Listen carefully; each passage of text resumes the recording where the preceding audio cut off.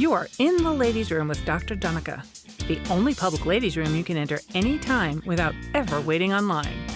I'm your host, Dr. Donica Moore.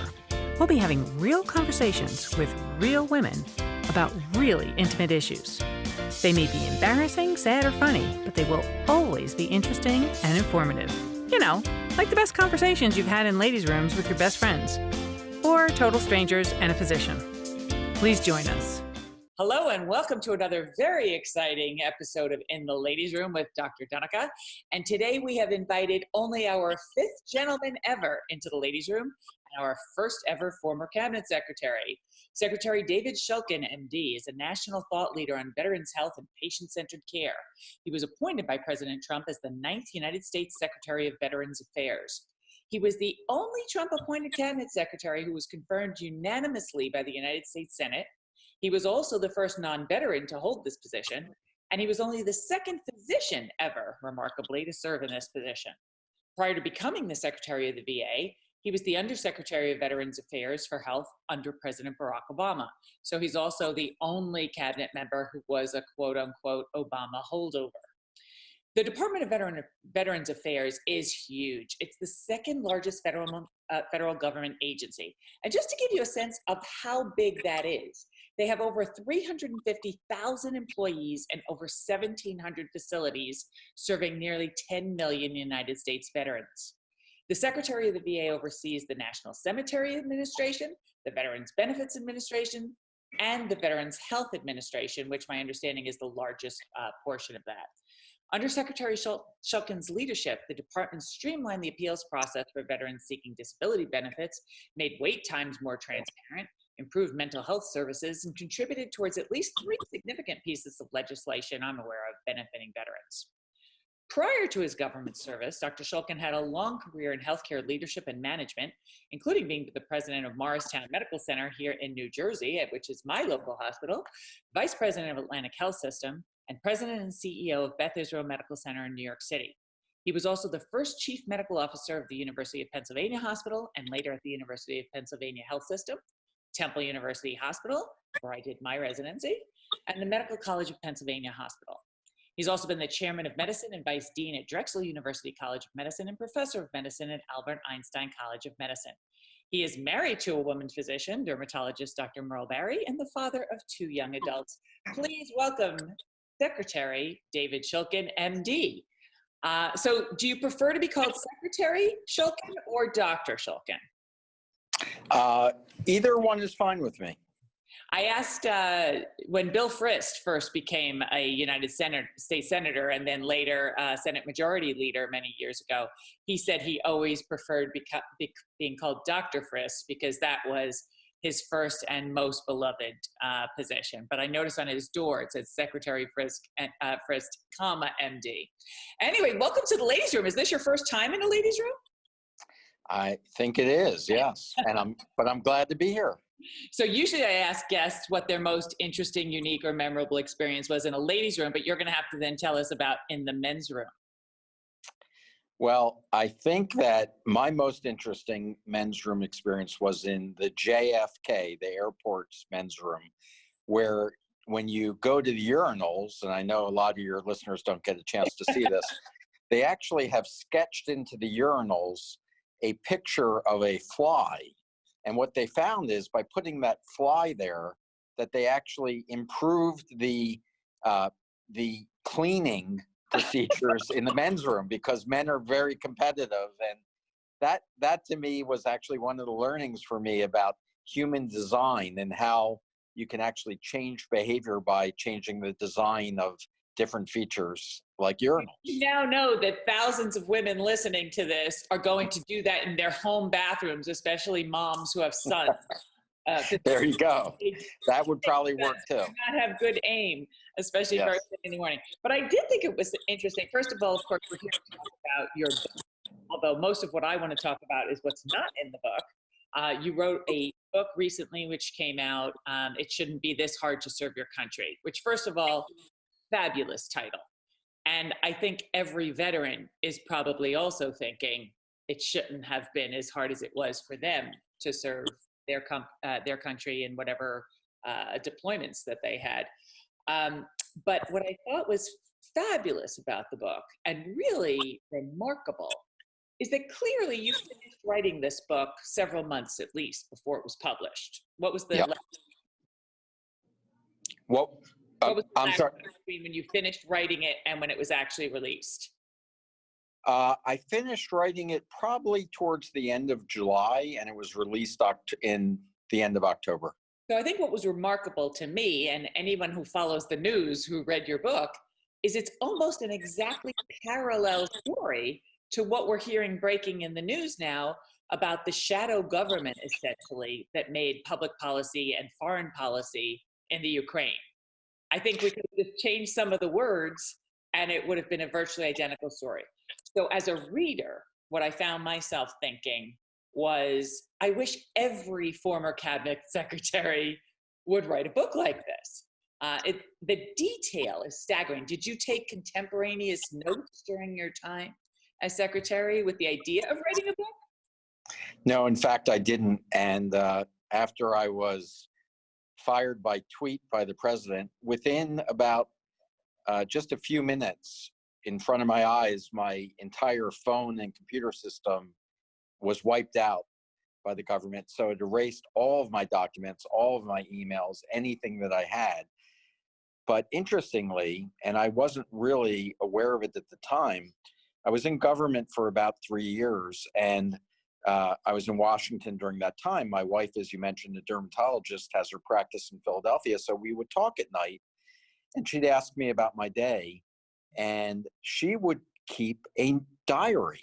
And she kept a pretty detailed diary, including conversations that I had and what people were wearing at different events. And I wasn't sure, she's a very detailed oriented person as a dermatologist, but I didn't know she was doing this. And so I was able to take her diaries as well as the ability to remember as much as I possibly could and put that down on paper to recreate this book. Well, that was fascinating. So, of course, I want everybody to read this book, but I particularly want every member of Congress to read this book.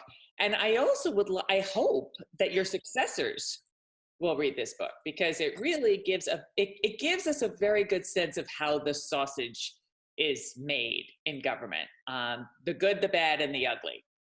Yeah, I think you've mentioned some really important things I just wanted to highlight. First of all, when you leave government, there's not a transition plan. So here I was, after 3 years, really understanding exactly what was working in government, what wasn't. I had a plan and a formula that I thought was making real progress. And then you're not in government anymore, and there's no one to give that information to. So by writing the book, I do hope that future leaders have a chance to really understand what I had learned and take that to the next level. Secondly, I think when I went through this, I thought this is the most unusual story I could ever imagine. It's almost like fiction, what I went through in terms of this political interference and being sabotaged.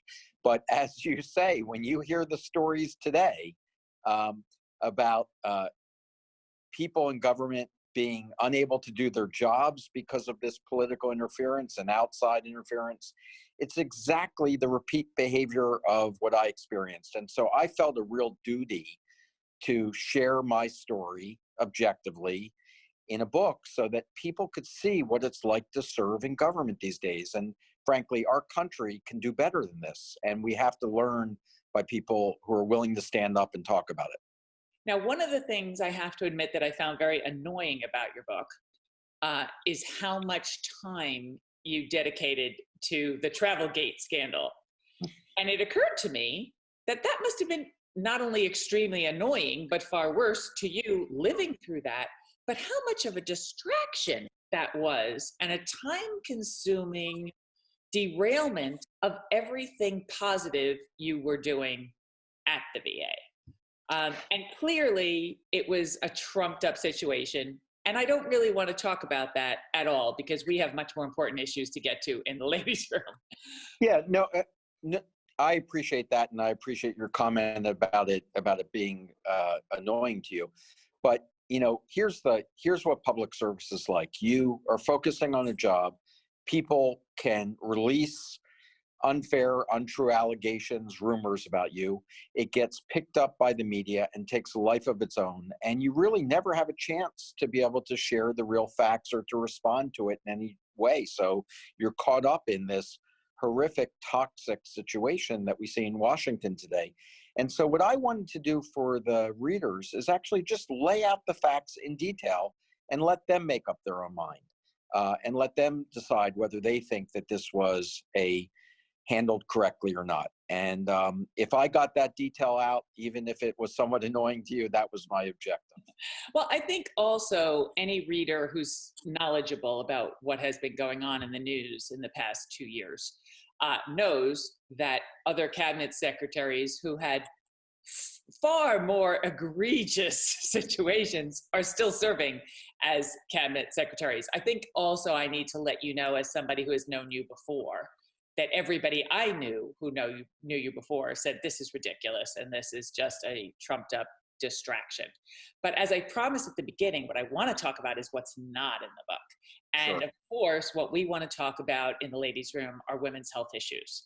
And so I really want to get at, from somebody who was in charge of the VA, where there's more than, I guess there's approximately 2 million women who are veterans.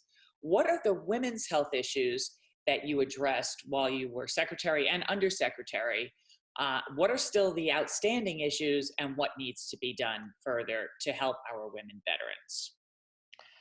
Well, first of all, the situation in the VA, and particularly as it impacts women's health care and women's issues, is really just a reflection of the broader issues that we see in society and in healthcare in general. And when you think about the disparities in healthcare, if anything, they were probably amplified in the VA. The culture in VA was really not one, and in many cases, unfortunately, today continues not to be one that is consistently demonstrating respect and creating an atmosphere of safety and comfort for women. And a lot of our brave women veterans have spoken out about this. Even in the last month or two, we've seen people at the Washington, D.C. VA, women who say that they have catcalls when they walk down the hallways, and just unacceptable behavior. So one of the ways that we dealt with this was Well, and excuse me for interrupting, but also recently, Senator Martha McSally from Arizona, who's who's one of only 7 women veterans currently serving in Congress, spoke out about how she had actually been raped by a superior when she was serving in the military. Yeah, one of the very real troubling issues is the level of military sexual trauma. And so this is an area that we've worked hard at to get people to feel comfortable coming and talking about these issues and seeking help. And in the Department of Defense, they've struggled with creating that type of environment and the psychological safety for women to be able to talk about these experiences. But the frequency at which that has been happening is really alarming.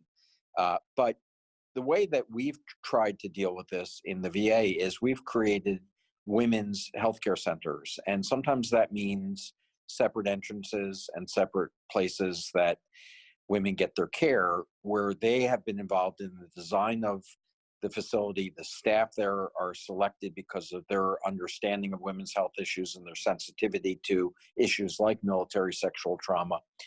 And these types of facilities really are getting outstanding feedback from women. And one of the reasons why we're seeing such a large growth in women's health services in the VA. In some ways, it's unfortunate that we have to create a separate service, because it shouldn't be that way. It should be that the entire culture of the VA offers that type of environment. But I wasn't willing to wait until we could change the minds and attitudes of every member of the VA and of all veterans. And so even if this is a transitional strategy, we feel that we're beginning to address women's needs in ways that we haven't in the past by the creation of these services. I think that's wonderful. And I thought that was really something interesting that you said in the beginning of your book, comparing what it was like serving in the Obama administration versus serving in the Trump administration. And while you talked about how things were very planned and strategically well organized in the Obama administration, that also sometimes led to things happening more slowly. Whereas the chaos in the Trump administration and the much more loose style allowed you to, in many cases, make decisions that you could implement sooner and with your own authority. So I thought that was a very interesting parallel. Yeah, I think no doubt in the beginning, my first year as secretary, we got 11 major bills through Congress over to the president's desk for signature. We were getting a lot done, making a lot of important changes. And in part, that was because there was not a very defined pathway to get things through the White House. And because I had already been in government, I had already been in my agency, I knew exactly what I wanted to accomplish. I had a formula and a blueprint for change in the VA, and that allowed me to get adoption of those reforms done much easier. In the end, that same looseness and the chaos that we've seen in the White House ended up allowing the politics to seep into the way that VA does business. And of course, that's something that I worked hard to avoid, but it eventually caught up and ultimately, I think, shortened the tenure of my term as secretary. Yeah, one of the things that I thought was very interesting is how you quoted President Trump, who, is well known for liking to toot his own horn when he does something well. When he repeatedly said, "You were my best appointment," or so and so said. Even Fox News said you were my best nominee, which of course I said also when you were appointed. But to point out behind that, you were the only cabinet secretary who had actually served in the department that you were now overseeing, right, prior to becoming the cabinet secretary. Right. No, I think you've gotten it exactly right. The president sort of couldn't quite understand why people were reacting positively to my appointment, because he would say, look, you're not the former CEO of Exxon and you weren't a general and nobody knows who you are yet. How come they keep on saying it was a good appointment? You actually knew what you were doing and trained in the position that you're about to undertake. And eventually, I think he likes getting things done. He likes, as you said, taking credit for getting things done and making change. And we were getting more done than any other agency. We were getting him the bills to sign, and he began to understand that. And for a long time, he was very proud of that. Getting things done, of course, is not the same as taking credit for getting things done. So we want to be very honest about that distinction. Back to the women veterans' health issues. So I was reading about the Center for Women Veterans. Can you explain what that is and what their objectives are? Yeah, the Center for Women's Veterans is a office out of the Washington headquarters where people are there to make sure that they are getting information directly from women veterans to make sure that our policies, procedures, and services are meeting the needs of the people that we serve. So they go out and they meet with groups of women veterans. They come back, they meet with the secretary. In this case, it was me, where they would say, look, here's where we really need to focus our efforts. These are the priorities for women veterans.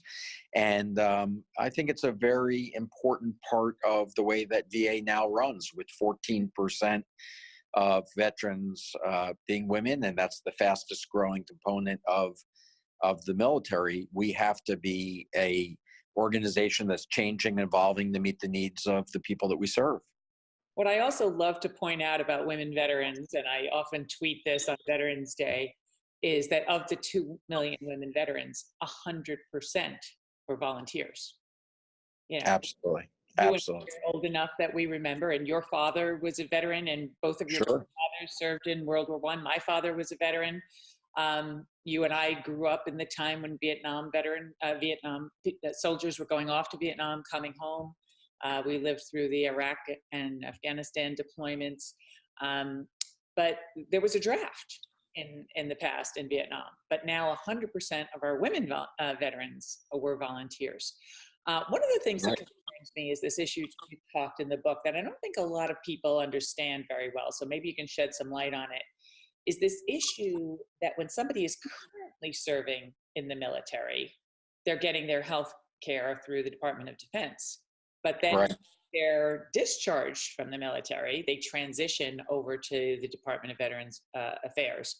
And there's often a lag time. And in your book, I think you talked about how sometimes it can be a year before those records are transferred.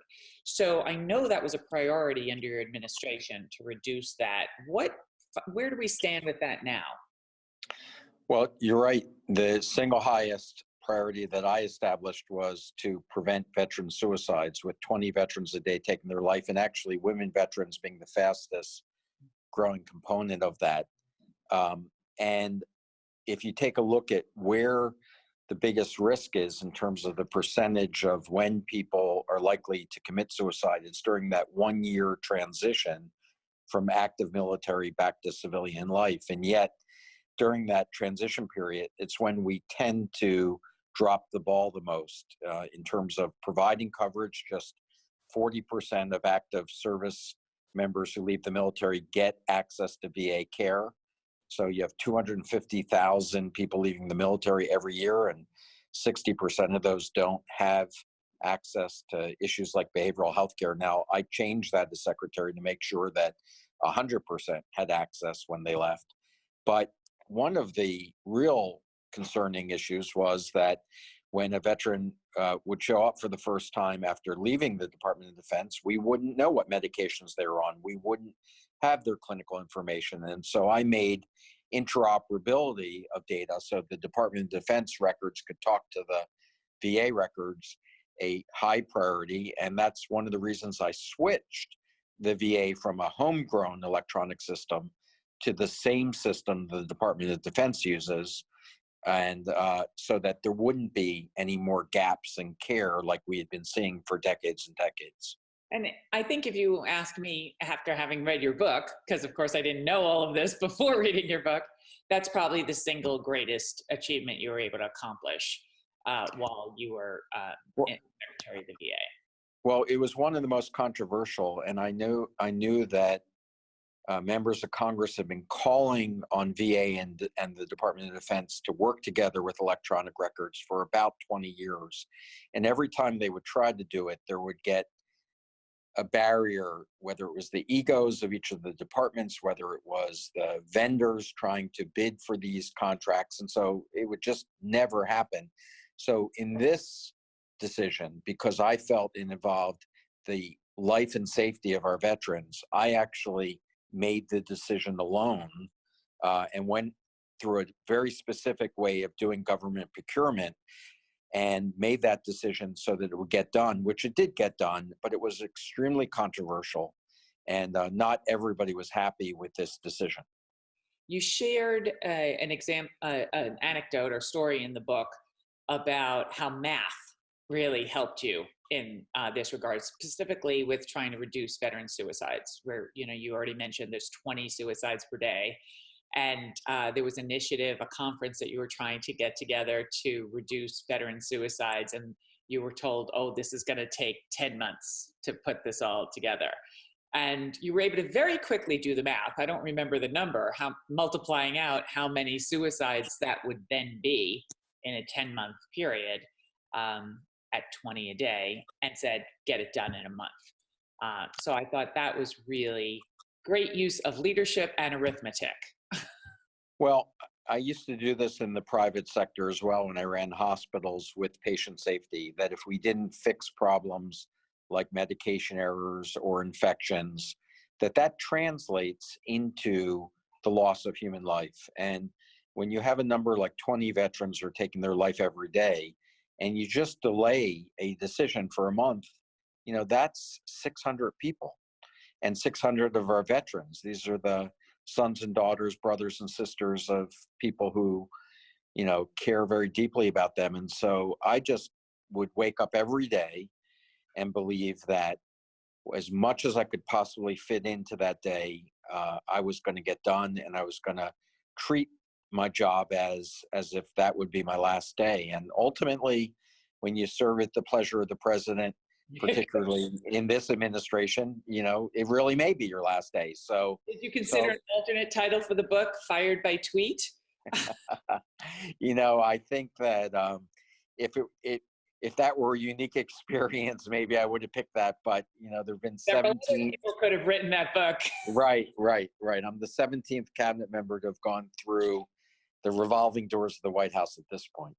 Yeah, and I think, you know, what's so frustrating as a citizen, who also happens to be a physician and somebody who considers myself fairly knowledgeable, is there's no intellectual bank account that is then, you know, an intellectual trust that's passed on when this discontinuity persists. And there's no way you can get up to speed on day one with a totally new person who hasn't been there and isn't aligned with those objectives. In healthcare, we have that too. And you talk about this in the book too, about how one of the issues was discontinuity of care for veterans, especially with the choice program and especially transitioning from active duty military into being veterans status. And if you think about mental health, which we kind of paint with a big brush, even if someone is quote unquote just getting talk therapy, they probably need to meet with their provider once a week. Yeah, that's usually what we recommend. I think transitions and handoffs of communication are a big issue in both politics and healthcare. It was probably my biggest surprise as a private citizen coming into government, understanding that on January 20th, you have 4,000 people called political appointees that understand and have led their agencies who leave government all at once. And then you eventually will have 4,000 new people, most who have never been in their agencies, come in to take over. And often there's not much communication between those who leave and those who come. And so it's a very scary and frankly ineffective time. Clinically, we see the same thing when veterans or patients of any type are sort of receiving fragmented care among many providers. They often have more medication errors and more complications of care. And so this is an area that I think we can do better in all around. So one of the things, speaking of all the things that occupied you in your day, that I was pretty staggered by is how you continued to see patients during your time as secretary. Now, when you were CEO of hospitals, were you also seeing patients one-on-one? I've always done that. For me, first of all, even though I've been an executive in healthcare for a long time, I primarily define myself as a doctor. And even when I step out of my doctor role and I'm a healthcare executive, your job there is to be helping people and to be understanding what the impact of your decisions are on improving the environment and care. And the only way I know how to do that is by getting to the point, closest to the point where you're taking care of patients. And so I always would put on my white coat, my stethoscope, and take care of patients. And that allowed me to understand if I was going to make a change in the electronic health record, and I had never used the electronic health record, I think it would be a lot harder for me to understand the implications of my decisions. I think you made an interesting point about the electronic health record in saying there was also resistance from within the VA, from people who were familiar with the homegrown system and were familiar using it and who had trained using it and didn't really want change. Well, I understood that. I thought the VA system was very usable. I actually enjoyed using it. And that wasn't the reason why I made the change. As I said, the reason I made the change was because veterans were getting more of their care outside of the VA in the private sector and in the Department of Defense. And we needed to move our technology to a point where we'd be in a position to be able to share that data in a bi-directional way so that we could do our job and take care of veterans and improve their lives. And so I didn't see a way of doing that, maintaining our old technology. So one of the things you talked a lot about, one of the themes running through your book, it shouldn't be this hard to serve your country, was this constant political pressure and undercurrent and shadow control push led by this CEO of Marvel Comics, and I'm dying to know how that happened, to privatize the VA. And you talk a lot about the Koch brothers and their desire to privatize the VA. Just to connect the dots for people, What is so bad about privatizing the VA, something like the VA system? Well, Why would that be a bad thing? when I first came to government, it was after the wait time crisis in 2014 when the Obama administration had removed the secretary and the undersecretary, and they asked me to come in because I was from the private sector to try to fix the wait time issues. And I hadn't worked in a VA in 25 years, and I thought I might just come and find the system was such a mess, it was so impossible to change, that the best thing to do would be just to shut it down. And that's when I put on my white coat. I started to take care of veterans, understand what the VA did, and I came to the conclusion very quickly that what the VA does is actually different than what the private sector does. And so when I thought about what the system of care that we need for this country's veterans needed to be, it actually turned out that I believed it needed to be a hybrid system where the VA needed to focus on those things that it did uniquely well that couldn't be found in the private sector and make sure that they're being done better. And that veterans needed access to the private sector when they could get better quality care in the private sector or more accessible care in the private sector. And so I developed a system where veterans were at the middle, in the center, and wherever it was best for them to get the services would be where they could get the care they needed. And that's the type of system that we developed in the VA. So it's a partial privatization, but it certainly maintains a strong, sustainable VA because I think that's in the best interest of veterans. And you know, when you find yourself in the middle in Washington, I wasn't at one end of a political spectrum advocating for a political ideology, just trying to figure out what's best for veterans. You don't get many friends in Washington when you sit in the middle because you know, most of the energy now goes to either the far right or the far left. And but I didn't care. I didn't go to Washington to be in politics. I went to Washington to fix the system for our veterans. Well, I think that was one of the things that was very clear in your book that I think was a really strong theme. And that you really seem to have more focus than other cabinet secretaries because your mission was clear. You know, I am here to help veterans. Yeah, I tried as much as I could to stay out of the political fray.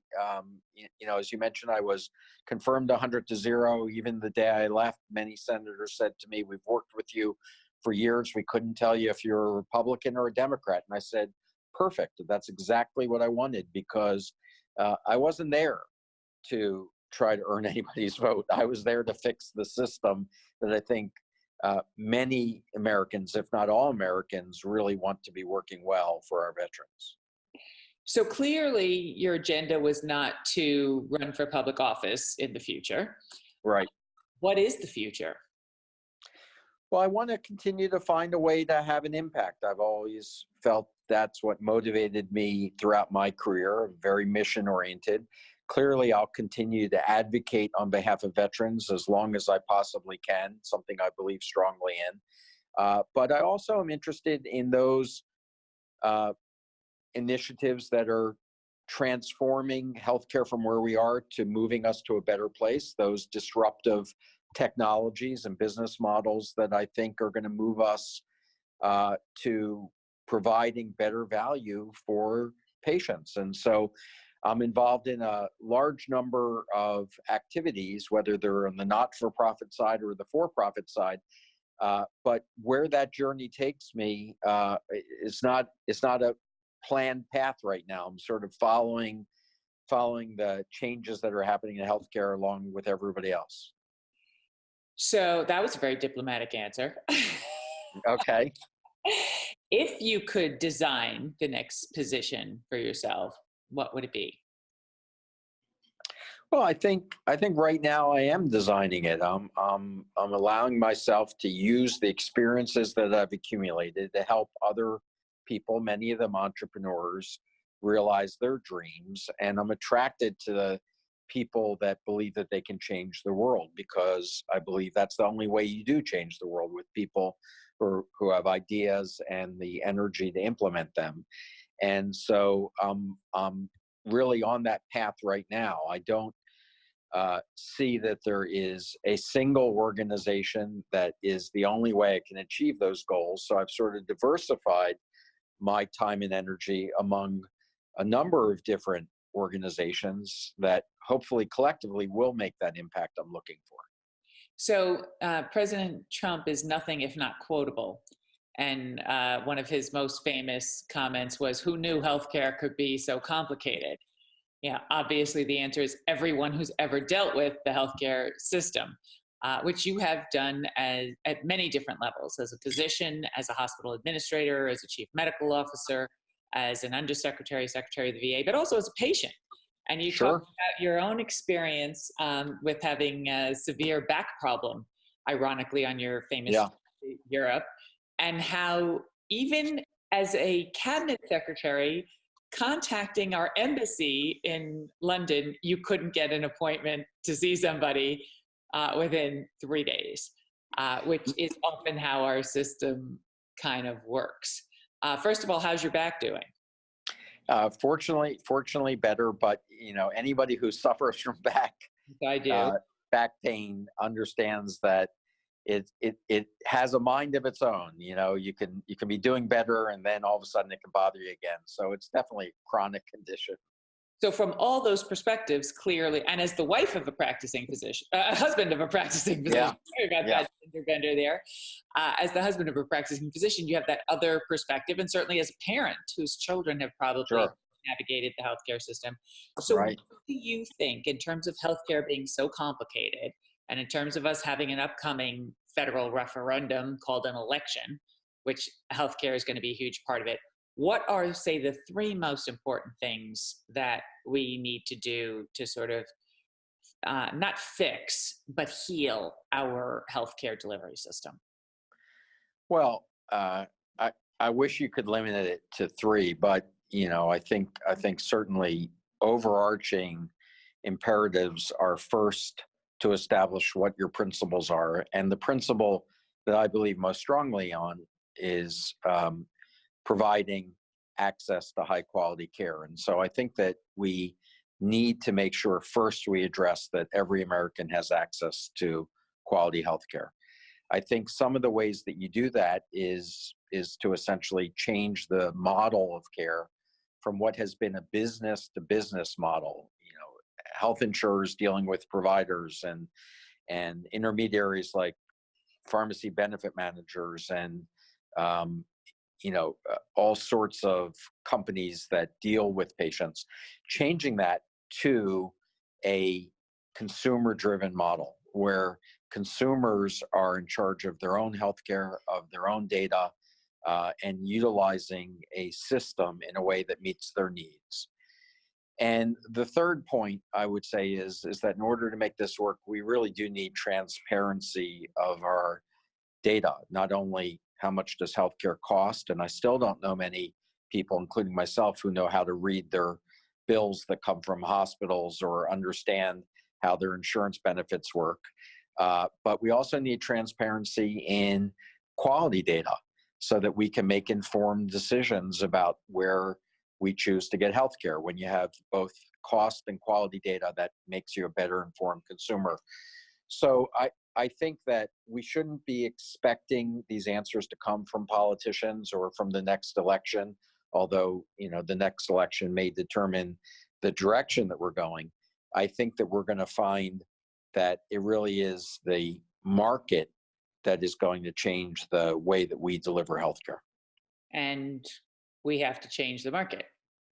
Yes. Does it help when physicians become politicians?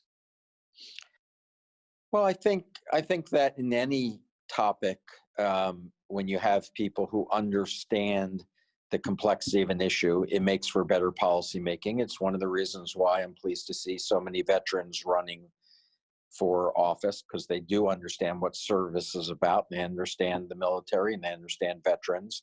I think when you have physicians or nurses or other healthcare professionals move into political positions, I do believe they're in a natural position to lead some of the policy discussions and issues in government. And I think we do need people who understand these issues.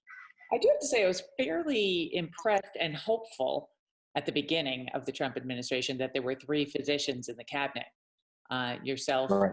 Rice, and Dr. Ben Carson. Of course, that didn't work out the way I was really hoping for, but I would be remiss if I didn't ask you, as 3 doctors, did the 3 of you ever have a conversation, sidebar or in the men's room or privately, where you talked about the president's fitness to serve, or talked about the 25th Amendment?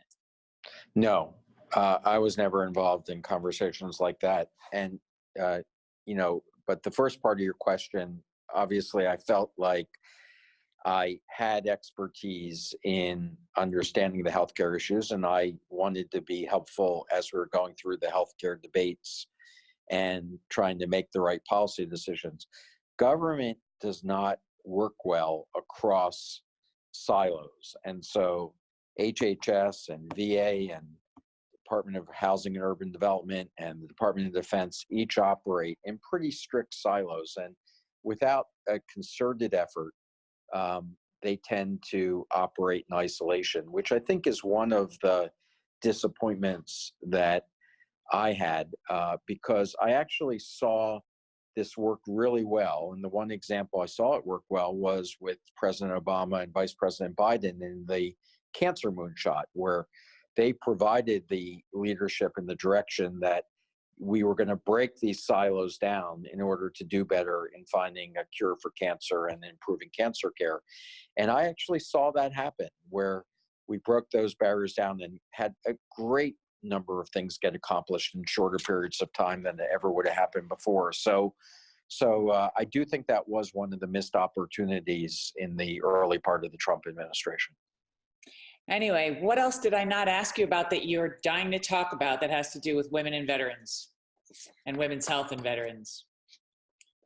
Well, I hope that people who read the book understand that this is a system that has extraordinary capabilities and can really do really important good work, and that it is fixable, that the having a VA that's there not only for women veterans but for all veterans is very important to fulfill our responsibility as a country to our veterans, and that it's something that I hope that the American people will continue to support in the way that they always have.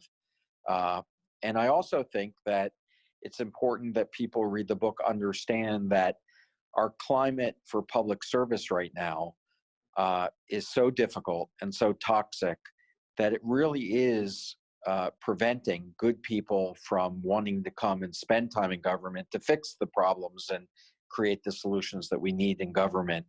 And so having a better understanding of what's really going on, and that's why I told this story in a very personal way, and as you know, is at times in a painful way, it was really to be constructive, to make people understand that we do need to reset the way that we treat each other, the public attacks on public servants and even people now in uniform needs to stop if we're going to ultimately end up having a better functioning government. And I think that's a wonderful, wonderful place to end. I really want to reinforce what you said repeatedly about our obligation and our responsibility to our veterans who served our country, and we need to treat them with much more dignity and respect and care, and we need to show that in the benefits that they receive because they earned those benefits. I'll also just close with an anecdote about how at one point I was so frustrated a couple of years ago about our system, I thought about running for Congress myself. And I really gave it some thought, and then I lied down for 10 minutes until the feeling went away. And I was thinking that my whole campaign was going to be based on doctor runs for Congress to afford health insurance for her own family. But then I said, what if I win? Then I've got to do this job. And I don't want to do this. So I do want to give a shout out, especially to all of the women who are veterans who are serving in Congress right now. As I mentioned, Absolutely. 7 of them. We have 3 senators, Senator Tammy Duckworth, Senator Joni, Senator Martha McSally.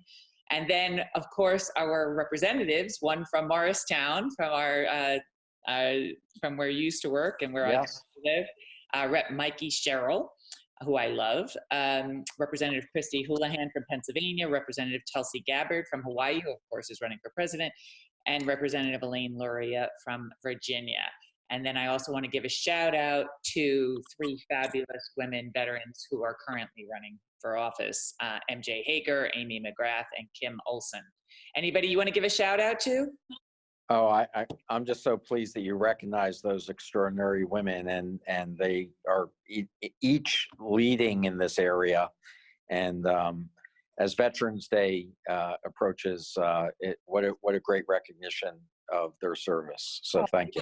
So much and such an incredible perspective to this. I want to thank you for your service. I want to again give a shout out to your book, which has consumed me. I have to admit, I listened to the audiobook rather than reading it. And my only regret is that you didn't narrate the whole book. I know. I would have loved to hear it in your own. My next book, I promise. I can't wait for the sequel. But the existing book is called It Shouldn't Be This Hard to Serve Your Country. And thank you for your service. Thanks to all of our veteran listeners who have served our country in all of the branches. And of course, all the caregivers, the spouses, the families, because this really does take a village. Secretary David Shulkin, thank you so much for coming to visit us in the ladies' room. Thank you so much. That's all we have time for today. But let's keep the conversation going on Twitter or Facebook at Dr. Donica. And please join us next week for another episode of In the Ladies' Room with Dr. Donica. Real conversations with real women about really intimate topics.